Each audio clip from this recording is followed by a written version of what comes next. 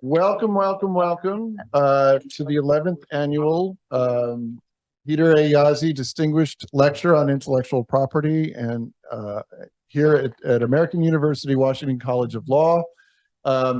This is our annual event and the annual get-together. Thank you for coming and being back with us in person after our online hiatus, and welcome to all of our online members of the audience as well. My name is Michael Carroll. I'm one of the faculty co-directors of the program, along with Professor Christine Farley. And we're delighted to have you here. Our dean, Roger Fairfax, was unable to join us in person, but he recorded a greeting that we're going to start with. Let us hear from Roger. Good evening. I'm Roger Fairfax, Dean of the American University Washington College of Law, and I am honored to welcome you to the 11th annual Peter Jaszi Distinguished Lecture in Intellectual Property Law. I truly wish I could be there with you in person, but I am thrilled to have the opportunity to thank Professor Peter Decherney for delivering this evening's lecture and for his long-standing collaboration with WCL's Glushko Samuelson Intellectual Property Law Clinic. Now, you may know that WCL has one of the oldest IP programs in the country, dating to its first IP faculty hire in 1910. And now, more than 110 years later, we are one of the leading IP programs in the country. The continued success of the IP program in the Glushko Samuelson IP Clinic builds on the 4 decades of service that Professor Jaszi gave to the law school as a member of the full-time faculty. And I'm delighted that we can celebrate the 11th iteration of this lecture named in his honor. So welcome and thank you again for joining this evening, and enjoy the lecture. Good evening, folks in the room and folks across the globe online.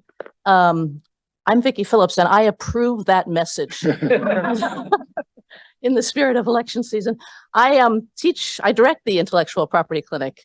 That was the Glushko Samuelson Intellectual Property Clinics, and I am here.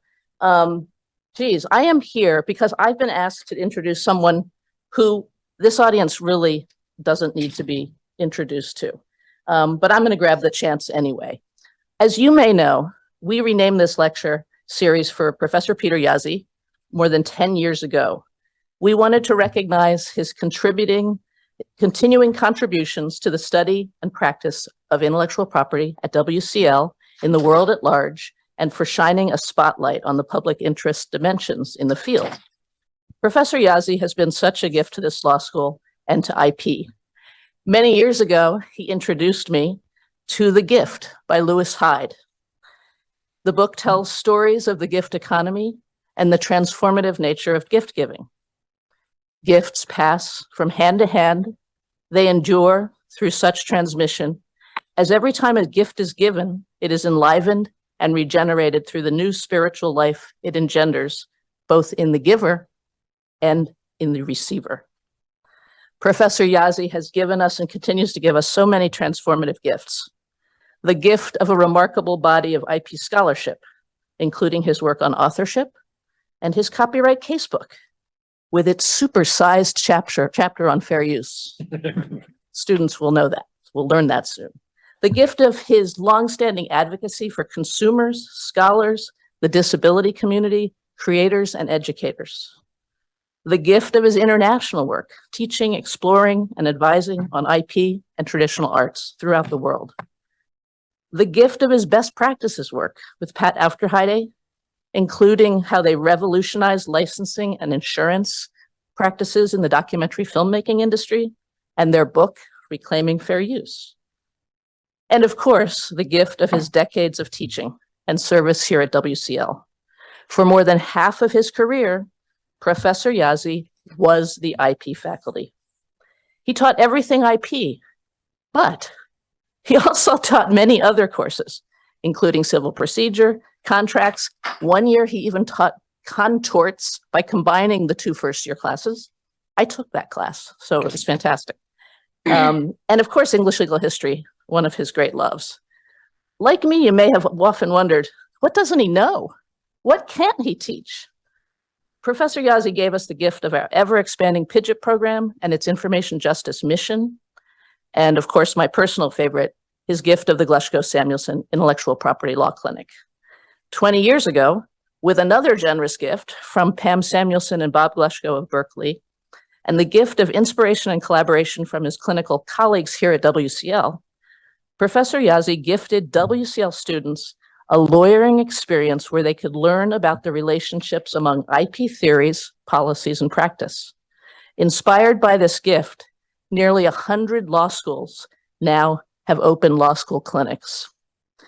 The gift of a new experiential opportunity available to students interested in this area, which did not even exist before. And the gift to thousands of underserved clients to understand and tap the IP system. And a gift of a voice to many underrepresented parties in IP policy debates. And of course, the gift of this annual lecture, where those he has both been inspired by and those he admires comes to our campus each fall to help us keep the gift moving. Professor Jaszi has given us so much. So with that, I am honored to gift you, Professor Jaszi. Thank you, Vicki. That was kind, undeserved, but very welcome. And it's also very welcoming and sustaining to be back in this room, back with this crowd after a few years hiatus, doing this event in person as well as online. I've said it before and I'll say it again. For me, the greatest joy of this multifariously joyful event is the opportunity it provides to welcome some of the people I admire the most to WCL, sometimes even for the first time. But that's not the case with tonight's guest, because Peter Decherney, who's the professor of cinema and media studies in the University of Pennsylvania English Department and the faculty director of the university-wide online learning initiative, a point to which I'll return in a moment, is happily already very familiar to many of us. He is, among other things, a longtime PIJIP co-conspirator, and in particular, a mainstay, for reasons I'll describe in a moment, of the Glushko-Samuelson Intellectual Property Clinic, about which you've already heard a word from Vicki. There, he has been the anchor client and the true moving force behind a procession of triennial interventions in the Copyright Office Section 1201 rulemaking process on behalf of educators and others, a procession that stretches back, as it seems, into the mists of time. I'm proud to say, though, that I've known Peter even a little bit longer than he has been a clinic client, first through, at a distance, through his extraordinary work on the history of both the film industry and the film studies industry, a body of work that includes, among other books, the recent Hollywood, A Very Short History, an indispensable starting point for everyone, including, I should say, lawyers, who may want to understand how film culture exercises its sway over us all. And in addition, I've long admired Peter's erudite and entertaining writings on copyright and media, including the not-to-be-missed Hollywood's Copyright Wars, which is as relevant and as readable today, I know that because I reread chapters of it often, as when it was published in 2013. So I came to know Peter first through this really magnificent and compelling body of work, and then thanks to an introduction from our dear mutual acquaintance, John Belton, I came to be able to count him as a personal friend as well as an intellectual influence. And as I got to know him better, I became more and more impressed with all of the things that he has managed to pack into his busy professional life, apart from the teaching, scholarship, and service that I've already described. In particular, I've come to appreciate his work as a photographer and a filmmaker with a particular interest in issues of human migration, who's responsible for, among other things, some of the most promising applications of virtual reality technology to documentary filmmaking. His most recent short, which I commend to you from last year, is a colorful and compassionate portrayal of a discrete population of about 12,000 Jews in the city of Gondar, whose efforts to emigrate to Israel, which has welcomed so many of their fellows from elsewhere in Ethiopia, have so far been frustrating. Dreaming of Jerusalem is truly a moving and thought-provoking piece of work. Over the years, I've also come to recognize that as though all this wasn't enough, Peter's exceptional intellectual and personal generosity have also moved him to share his insights and enthusiasms in the broadest way possible. He's a stalwart and active member of many organizations, including the Society for Cinema and Media Studies, and especially close to my own heart, ISHTIP, the International Society for the History and Theory of Intellectual Property. And he has gone above and beyond conventional models of face-to-face pedagogy in a variety of different ways. The filmmaking work that I described earlier is work in which Peter systematically involves his students and from which they receive invaluable and I think really irreplaceable hands-on learning experiences. And at the same time, he's been a pioneer both at the University of Pennsylvania and nationally in the development and the theorization and implementation, let me say, of networked teaching technologies. So the task force work at Penn that I described earlier is really just a part of Peter's mission to make the most of the learning opportunities that new technologies offer through the development and application of a variety of different learning platforms, beginning with MOOCs and progressing to ones for which I'm sure I no longer know the acronyms. At the same time, he is always available, and it's a very important thing, to promote good copyright policy. He's a tried and true friend of fair use, and as already mentioned, he's made a big investment over time in advocating for meaningful educational exceptions to enable the educational use of audiovisual material despite the Digital Millennium Copyright Act's prohibitions on the circumvention of encryption and other so-called technological protection measures. That's Peter's topic for tonight, and I look forward to what he has to say as much, I'm sure, as you do. Peter, thank you so much for joining us tonight. Sure. Thank you so much. Really moved by the introduction, and really it's an honor to be here. Vicki mentioned your incredible record and breadth of your legal teaching, but she actually didn't mention that you also teach film, both here at the law school, more broadly, and as you mentioned, our mutual friend John Belton. I'm also reminded that how you and he got to know each other, starting the Harvard Film Society. So Peter's just been such a great mentor to me over many years that it's really truly an honor to be giving this talk. I'm just recently I recommended someone to Peter who an internet startup company that was looking for some advice, and they spoke to Peter, and later I spoke to them and said, how was the conversation? And they said talking to Peter for an hour was like pounding an energy drink. And I really, that resonated with me. I've had many conversations with Peter where I came out with much more clarity and certainly more energy. So as Peter mentioned, I've been working with the clinic since 2005 for 17 years. Again, really been a pleasure working with the clinic, with students and learning from students and over many years, and all the different faculty advisors I've worked with.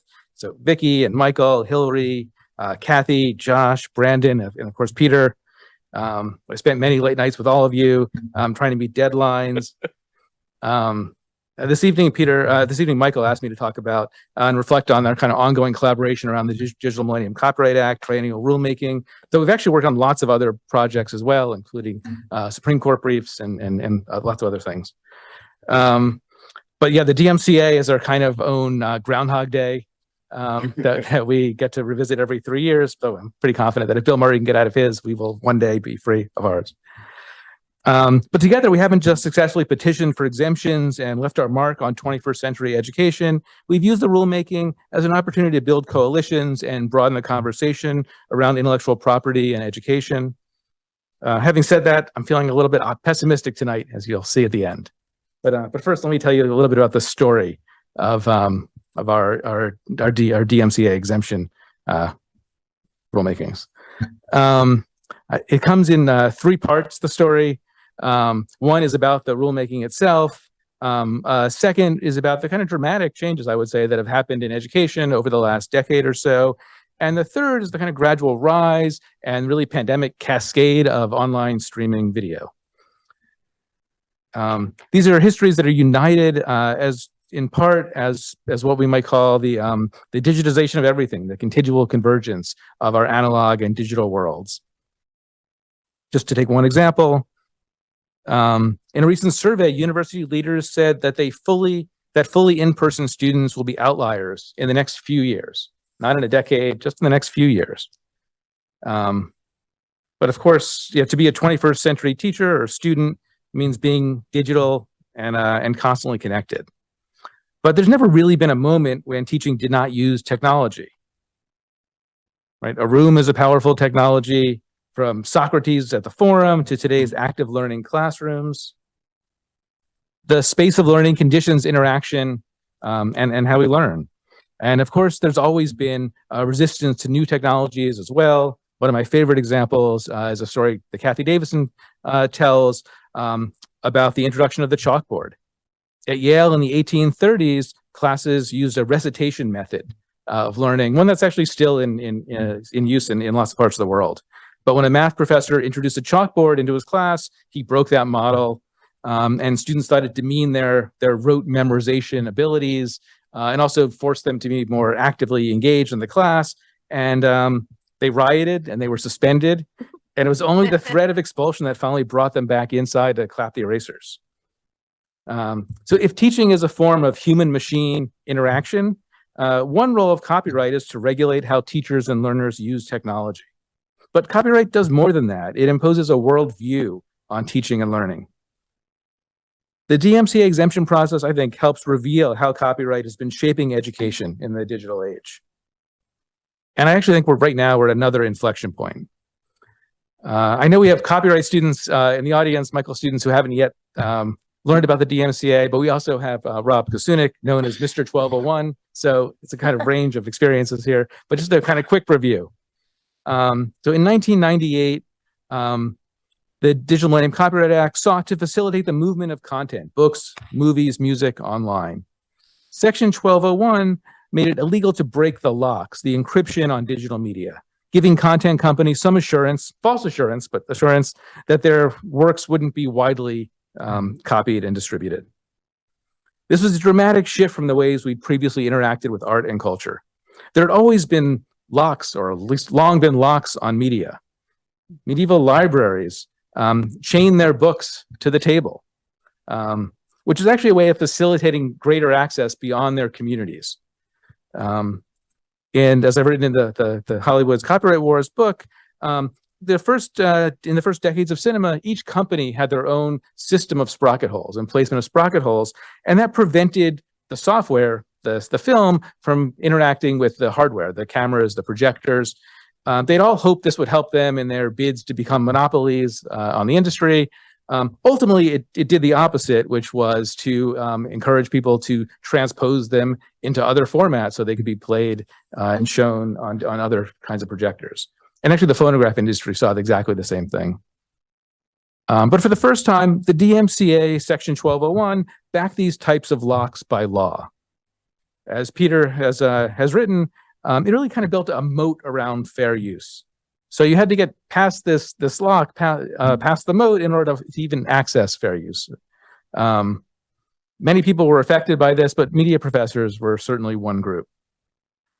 So one night, so my former colleague at Penn, Peter Stallybrass, one of the great theorists and historians of book culture, used to actually laugh at us as filmmakers, as film scholars, for having to continue to use reels, scrolls, to show films and teach them. As early as the 14th century, people teaching literature were able to use the codex book to jump around to any example they wanted very quickly. Even machines like the Renaissance book wheel allow them to open up multiple books at the same time. And yet, even into the 1990s, film professors were still using scrolls like this. Actually, the way you would bookmark a shot is you would scroll to the point you wanted and put a piece of scrap paper in there, scroll to the next point, and then you just have to let the class sit still while you rewound it.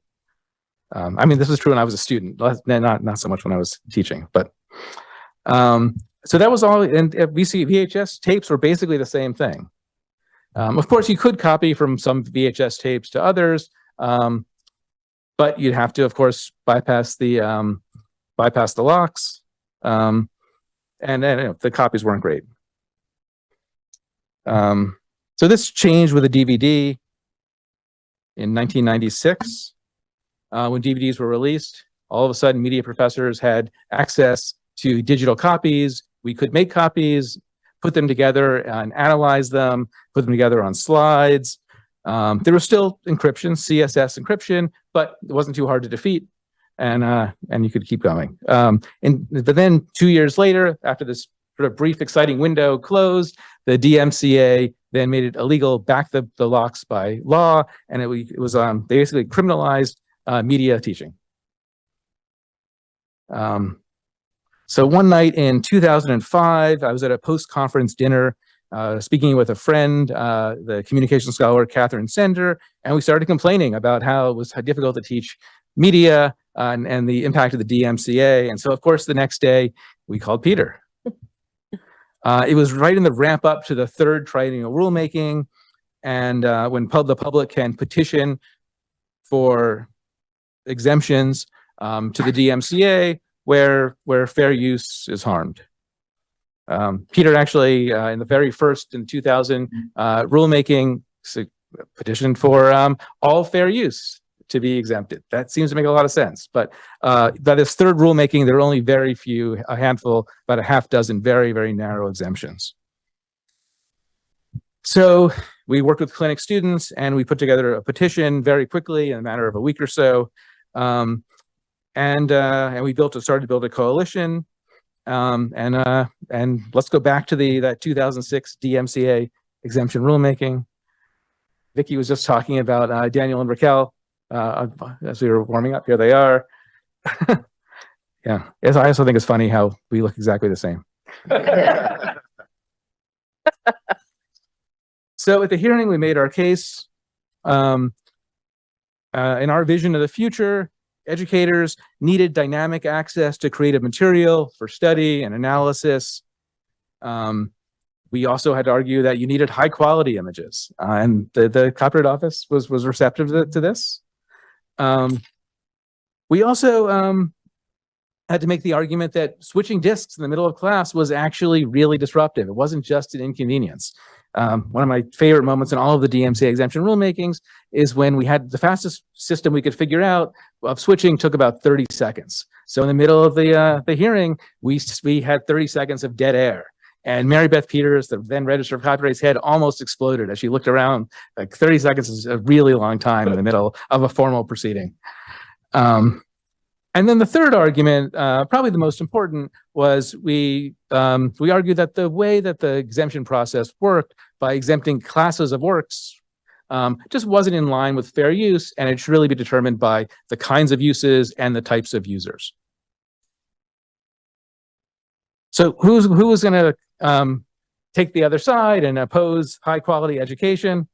The usual suspects, I guess.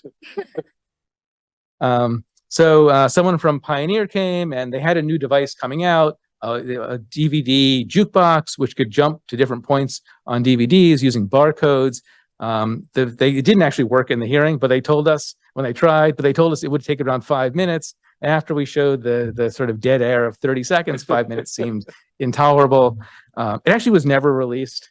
But what was the kind of worldview? What was her vision of the future? Well, let the market solve the problem. Like, film professors needed to access clips quickly and dynamically, and somehow the market would eventually create a device. Again, that hasn't happened yet, but maybe one day.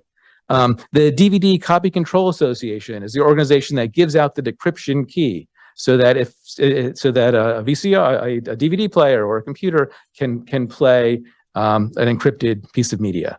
And they said, create your own device and then ask us for the decryption key. At the time in 2006, it seemed unlikely that universities would create their own machines. Now, actually, I could see that as an independent study in one semester for a student. But still, there's the hurdle of having to get the decryption key. Would they give it to us? And the answer seems unlikely. Time Warner was there, and their vision of the future was the one that we most feared, actually, at the time, which was that we should ask permission for every use of media. And we would have a full permission society when fair use didn't exist. And there are lots of problems with that. It could become a form of censorship. Would they actually respond to our emails, which they didn't when we tried this. And then the Motion Picture Association of America came, and their argument was, you don't need high quality copies to teach. VHS tapes were still fine. Analog media was still fine, which doesn't seem to make sense unless you understand what their role is, the MPAA, which is to really take such outrageous positions publicly that we were willing to kind of go back and say, "Ooh, maybe we should make our own DVD player." Or what? Jack Valenti was the master of this. But the other problem with this is we fall for it every single time. And try to come up with reasonable responses to completely unreasonable suggestions. So the exemption was granted.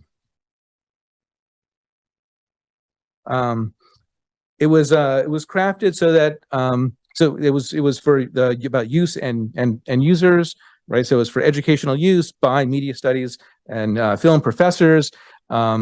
It really actually changed the way that some of the exemptions were made and opened the door for many, many other people to apply. It was also the same year that the Electronic Frontier Foundation asked for an exemption to unlock cell phones, and 1 year before the iPhone. I don't know what would have happened if this had happened 12 months later, but it really created a kind of precedent so that lots of devices became part of the rulemaking as well. So cars, medical devices, and then we expanded ours to not just education, but non-commercial filmmakers, K through 12, teaching. So how did people respond?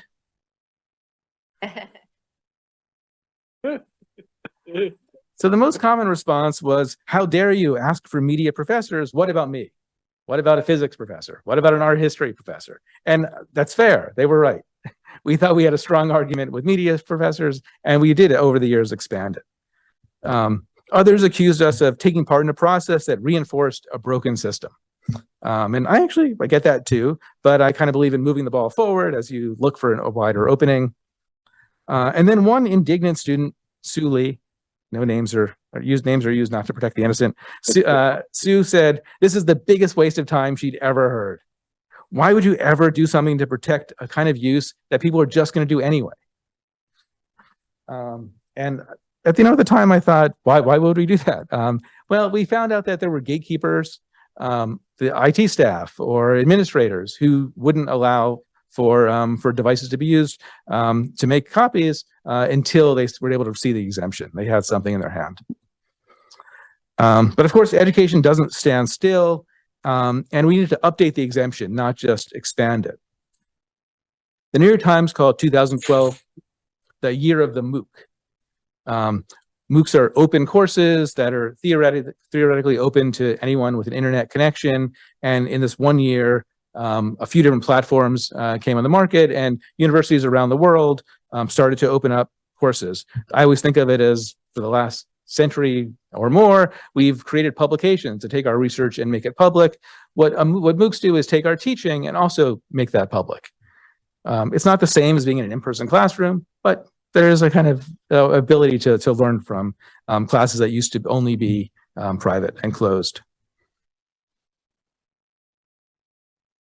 So we went back and asked for a second exemption for MOOCs, for non-credit online open courses. The Teach Act had already envisioned exemption for credit classes, but a lot of the activity was happening in the non-credit space. And this was an opportunity not just to teach anyone, but to actually continue to teach people throughout their lives. We started talking about the 60-year curriculum. Learning doesn't end at graduation.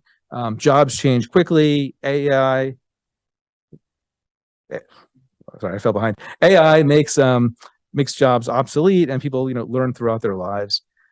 Maybe surprisingly, this exemption was granted, but it was limited to nonprofit accredited institutions, which is again in line with the Teach Act.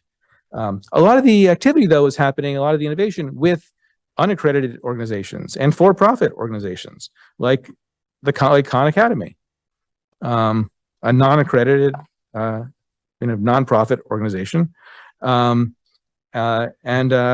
something like Osmosis, which is a spin-off from Khan Academy, which is a for-profit but unaccredited organization that forms the basis of many medical school curricula. And so that part was rejected, but during the pandemic, as universities around the world started to move to remote emergency teaching, the value of these kinds of organizations really became much more evident.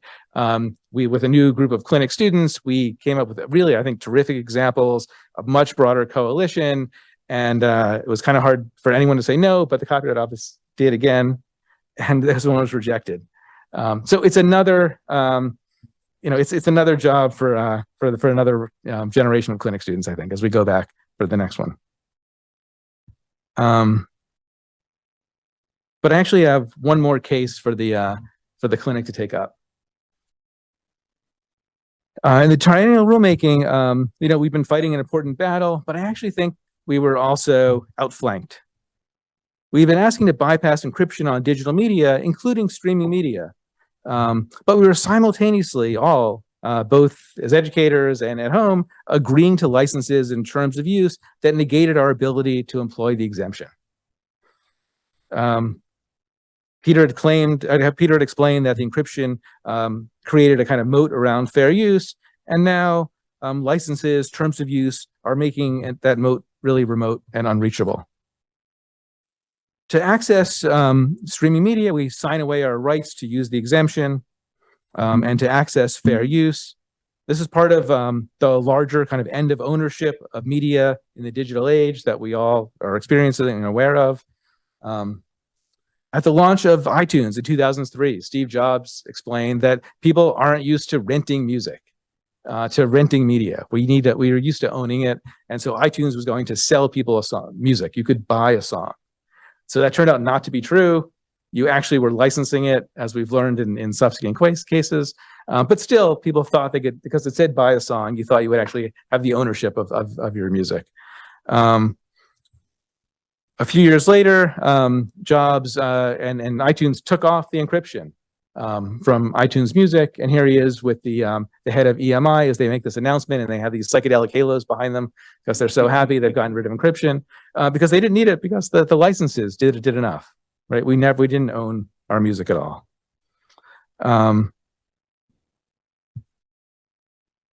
So this is also true of much more broadly of streaming media. I'll just pick on Netflix for a minute, because they're an easy target.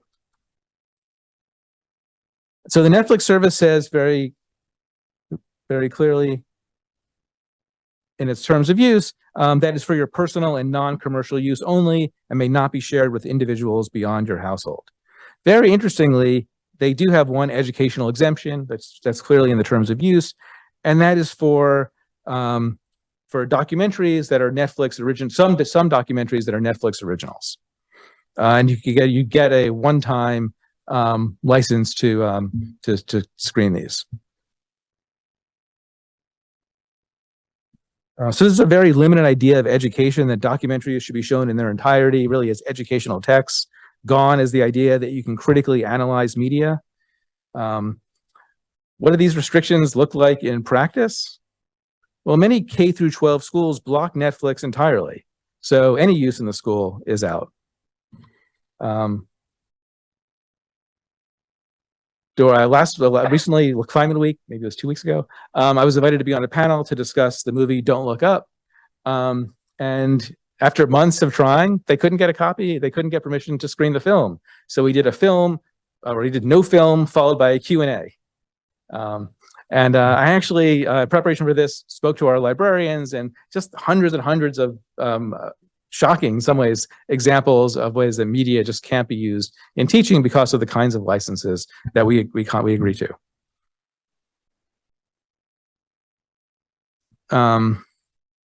So the price of admission to use digital media has always been to throw education under the school bus. But the future, I think, holds some fundamental changes in the way we use media for education. Which worldview is the one that's really taking over, that's being imposed on us? I think it's Sue Lee's, the one Sue Lee was talking about, that said people are just going to rip, mix, and burn anyway. Teachers and students are going to do it. They are doing it. But then teaching goes underground. Right? So today, educators show clips from Netflix in their class all the time, even though they've agreed to licenses not to. Libraries share their Netflix account with users, despite the fact that there are no institutional licenses. It's easy to find lists of Netflix shows. There's, the example of shared licenses. That happens to all the different streaming media. So it's easy to find lists of Netflix shows recommended for classroom use online that aren't shut down. They just stay up. This is a site that helps teachers and students use VPNs to get around firewalls. A recent book on underground video networks in post-revolution Iran, written by Blake Atwood, a professor at American University in Beirut, I think is really enlightening.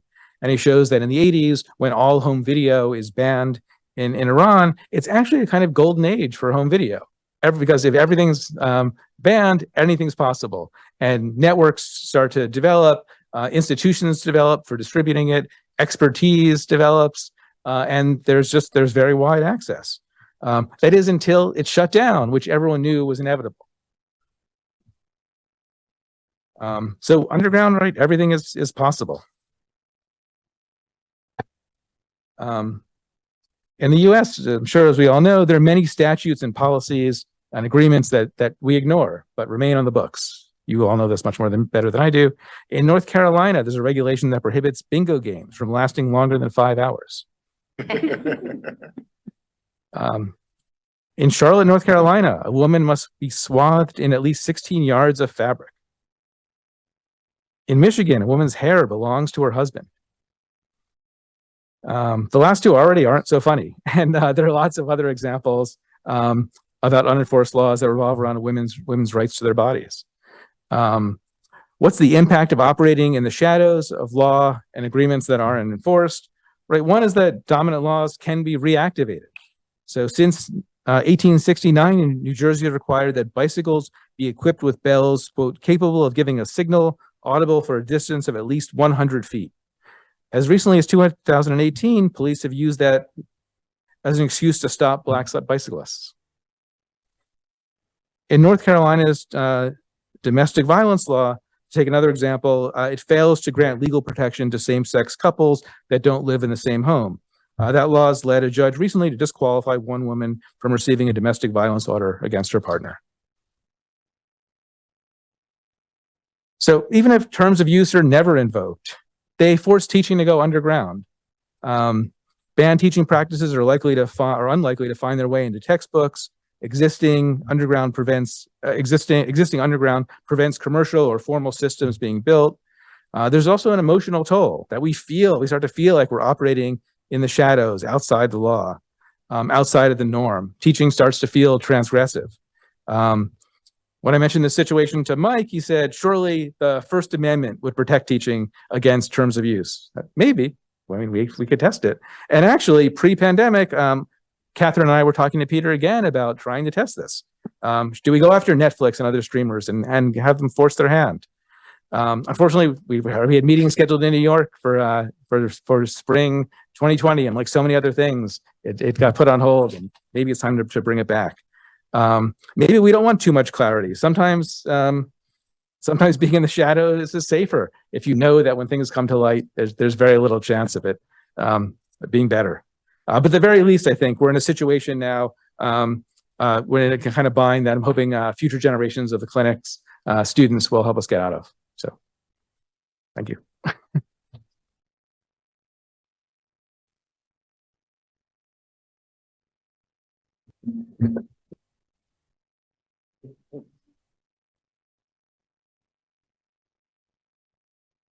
So is everyone going to come up to take questions? I'm going to moderate, and thank you so much. That was great. And, we'll go ahead. I'm going to moderate the in the room questions. So if anybody wants to go first.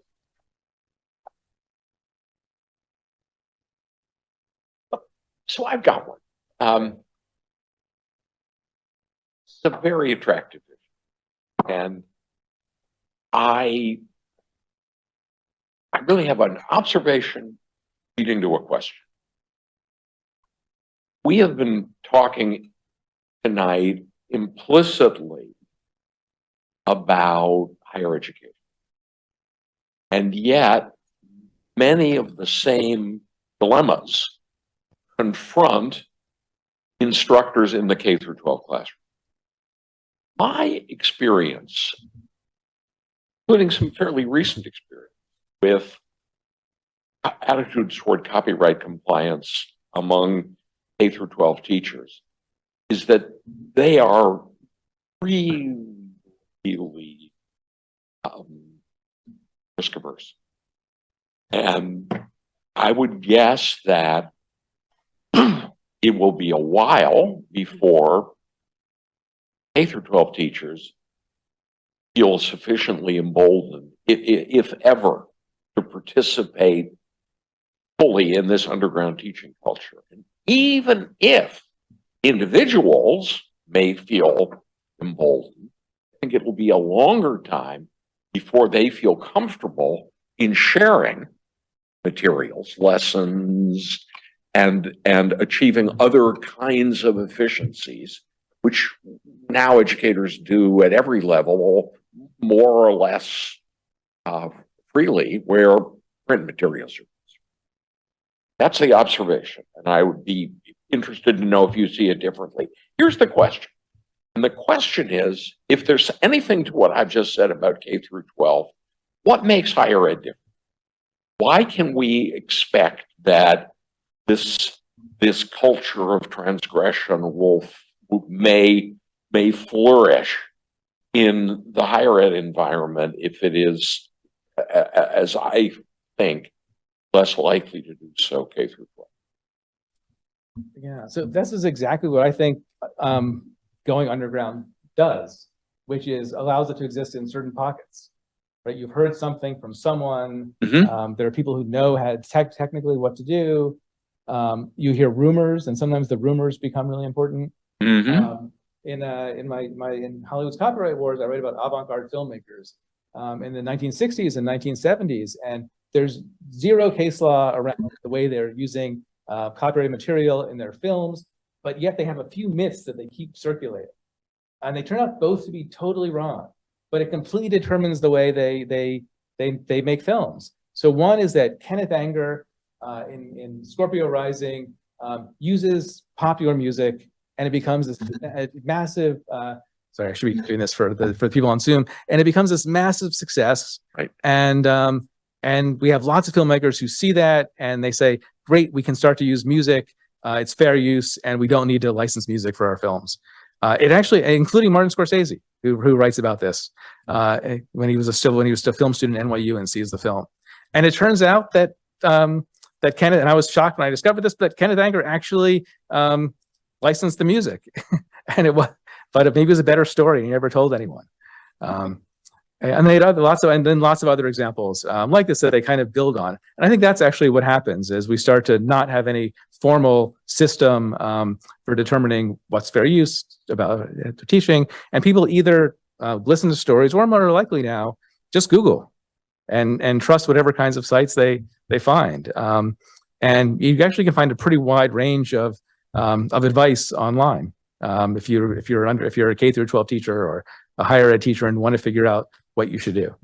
There's actually a lot of expertise at universities now. So librarians, libraries often have, copyright experts or even lawyers on staff.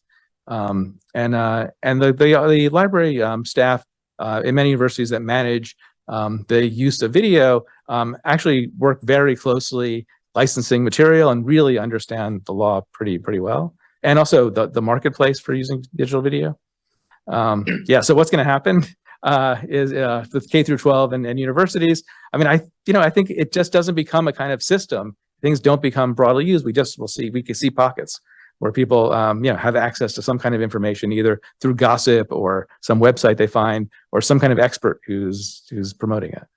And it's the same. I think the same thing you read about in post-revolutionary Iran, where there are actually a few people who take over in this kind of vacuum and create distribution networks and certain areas of expertise. The same thing in China as well. If you read about Chinese pirate networks, they're actually big companies, big industries that operate in the kind of pirate space and distribute everything.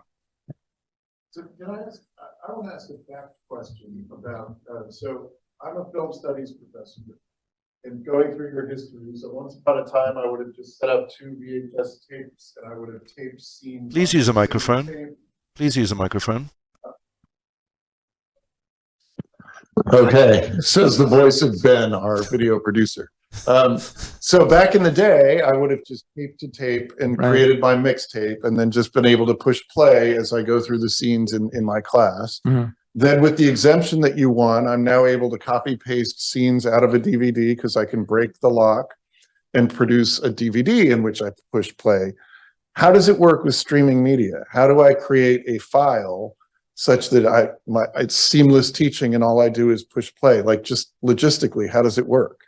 Yeah, I mean, there are tools out there that can do it. I can't tell you exactly how they do it, but basically, when you're streaming something, you're copying something to your hard drive and then deleting it, and they prevent it from being deleted. Other questions? My question is, I guess, as increasingly, you said in the beginning that all teaching is going to have an online or digital component. Yeah. I think one of the concerns I see is that, as the digital learning management systems like Canvas become the sort of ubiquitous way to deliver materials, isn't there also a worry about a sort of content ID or copyright? Don't worry, we'll do the copyright screening for you. It'll be built in. That comes in as a way that even if you have the legal ability to rely on fair use, and that I wonder how that sort of interacts with this idea about the sort of underground economies of this. Like if you're sort of forced into an automated enforcement mechanism through these digital tools, like what is the future there? Like, so I think that's all teaching has become online teaching basically with the use of Canvas and things like that to deliver materials. Yeah, no, so everything is hybrid, right? The future is definitely hybrid. And maybe we're all limited to the tools we have in front of us.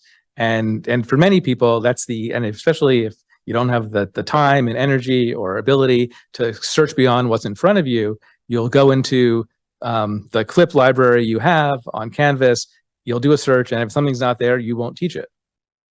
I always found it interesting when we started digitizing the art history slide library. like they thought, okay, well, keep a library and then everyone will be able to use it. It turned out that every single faculty member used such different examples that they had to do a whole new digitization for each lecture that everyone gave in every class. There was very little overlap. And people who teach film and know something about it really are very limited by what's available now. So something we hear at each triennial we're making is, okay, there's something called great movie clips, or just movieclips.com. It's true, that exists. It has a few examples. It's very unlikely that those are the examples you want to use. And I know it's very easy to kind of understand this in almost every other field. Like, what if chemistry professors only had access to a few, parts of the periodic table? What if the case, you could only use the case law book and it only use the cases that some other kind of authority or for-profit organization decided was available to you? You would quickly bristle and want to look for something else. So I mean, I think those kinds of really constricting systems are just really going to be frustrating, and they force people to look elsewhere, which is actually the history of every kind of media, right? If you were a Sigmund Lubin exhibitor in 1907, you weren't going to just use the Sigmund Lubin films. You would want to use all of the films that are available, and so you'd make copies. You'd make pirated copies. But that is a fear, right? That we own that we don't have the time and energy and ability to go beyond what's right in front of us, and so the kind of range of what we can use becomes narrower and narrower. Well, I was also just wondering about the ability of platforms like that to restrict your ability to upload things without a license. Like anything, if they have a repository and this is copyrighted, like the sort of YouTube content ID problem. I'm saying, even if you go out and find your own thing, that those LMS platforms at some point could offer copyright compliance as a service that would limit your ability to even upload it.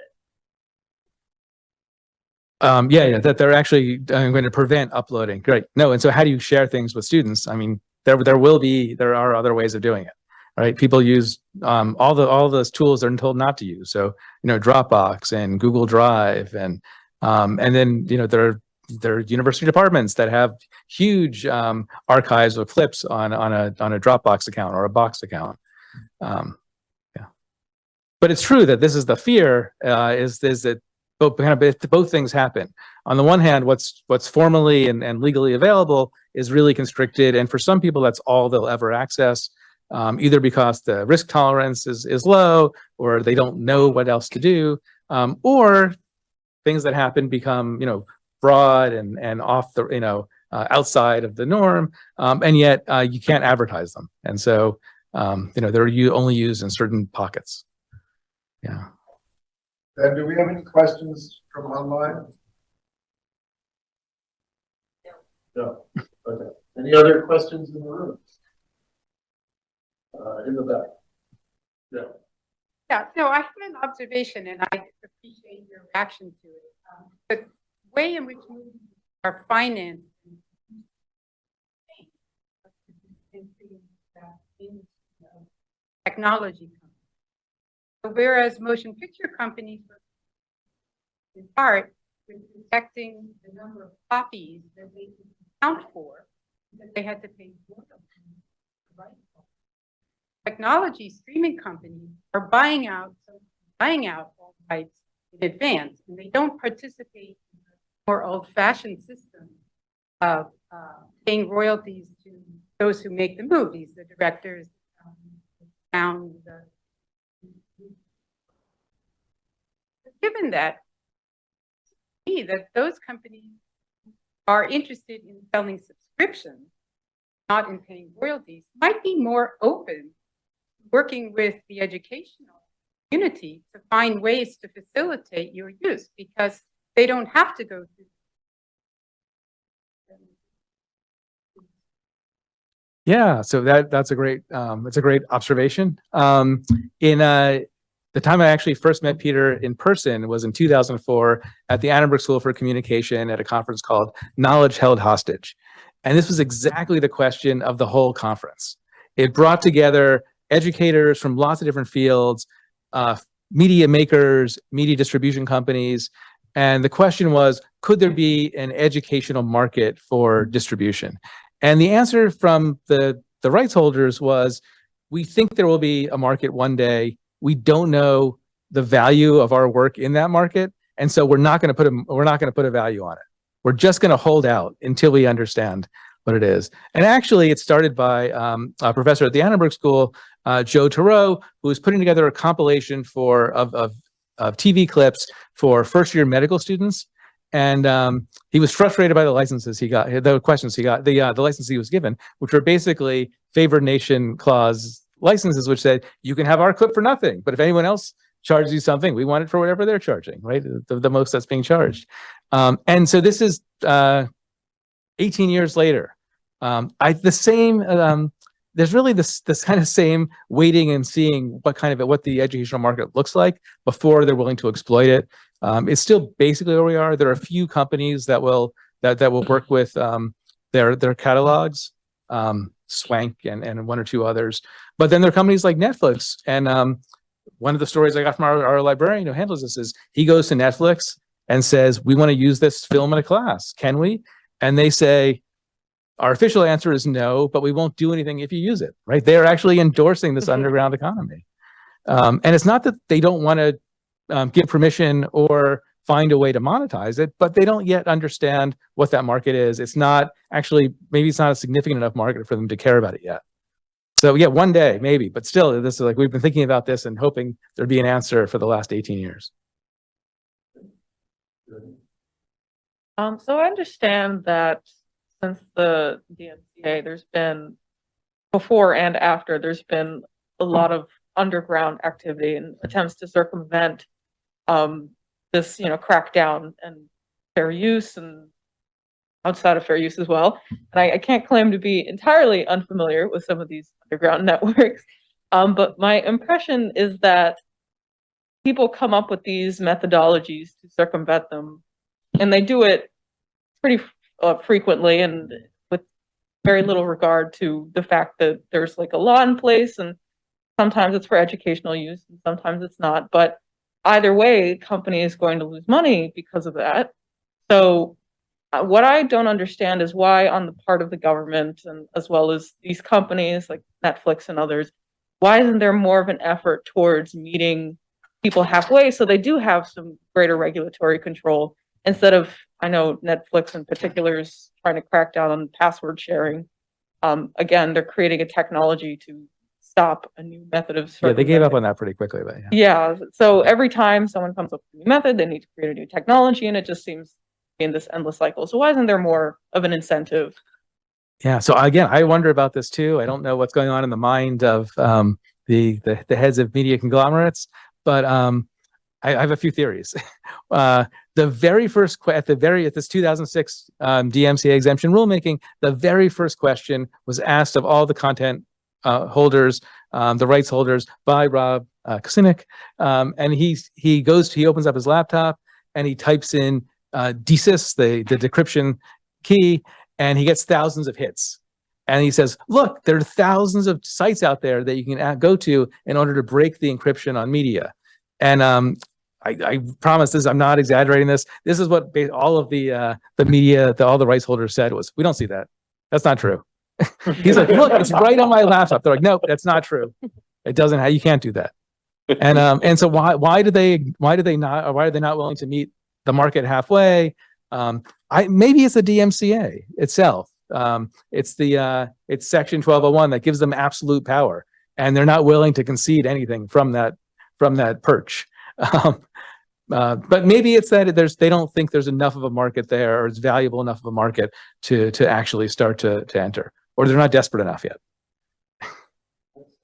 Well, why don't we have a reception prepared outside, and why don't those of us who are in the room will carry the conversations.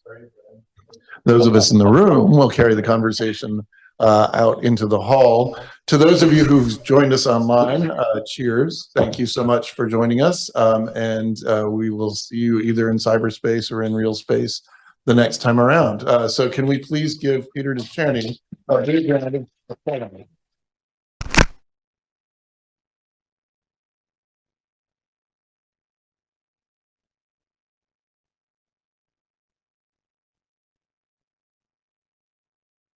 Thousands.